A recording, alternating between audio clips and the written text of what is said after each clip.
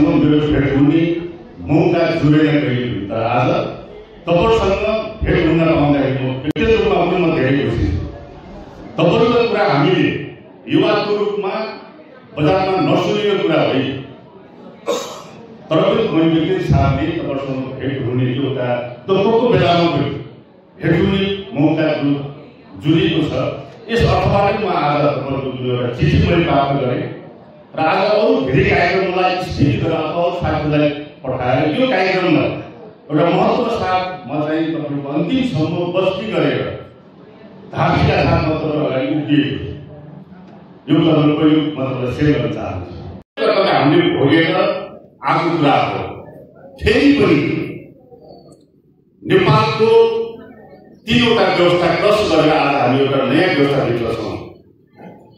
हिजोको पञ्चायती व्यवस्था, राणा शासन व्यवस्था, राजतन्त्रको व्यवस्था, आज हामी गणतन्त्रको व्यवस्थामा उभिएका छौँ। आज हामी नेपाली हुनुको नाताले एकपटक हामीले एउटा समीक्षा गर्न जरुरी छ।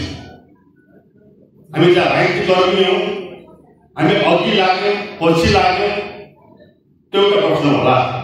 हामी उद्योगी, व्यवसाय, शिक्षक, बुद्धिजीवी, मानवतावादी, पत्रकार सबैले एकपल्ट एउटा समीक्षा गर्न जरुरी छ। त्यो समीक्षा भनेको के हो भने आजको यो गणतन्त्रको व्यवस्था हिजोको पञ्चायत भन्दा बेसी छ। सायद यो पञ्चायती व्यवस्था मैले भोगेर सायद अवरोधहरू भोग्नु भयो। हिजोको राणा शासन कालको व्यवस्था आजको गणतन्त्र भन्दा त्यो ठिक थियो। हिजोको एकात्मक राज्य व्यवस्था आजको यो गणतन्त्र व्यवस्था भन्दा त्यो ठिक थियो। एकात्मक राज्य व्यवस्था भित्र तपाईँले मैले बन्द दिए सुनचारी व्यवसायको एउटा सङ्घ खोलेर मञ्चमा ब्यानर टाँगेर बोल्न पाउने अधिकार तपाईँले हिजो पाउनु भएको थियो। अध्यक्ष बनेर ठुलो अतिथि बनेर यो भन्दा अझै ठुलो ब्यानर टाँग्न सकिन्थ्यो। हिजो पाउनुहुन्थ्यो तपाईँहरू, हामीले पाउँथ्यौँ। दुःखको कुरा यसरी व्यक्त गर्न पाइँदैन हामीले। आज यो समीक्षा गर्न जरुरी छ। हिजोको व्यवस्था र यो व्यवस्थालाई तपाईँले जोड्दाखेरि अथवा कम्पेयर गर्दाखेरि प्रगतिशील व्यवस्था हिजोको या यो पहिलो समीक्षा हामी सबैले गर्न जरुरी छ। बेला आएको छ। म तपाईँले पहिलो भन्न चाहन्छु।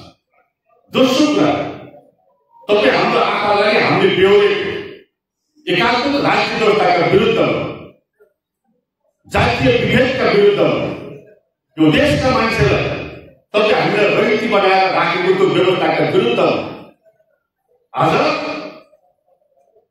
हिजो त्यो व्यवस्थाले बनाएको रैती आज देशको राष्ट्रपति बन्ने अधिकार गरिन्छ।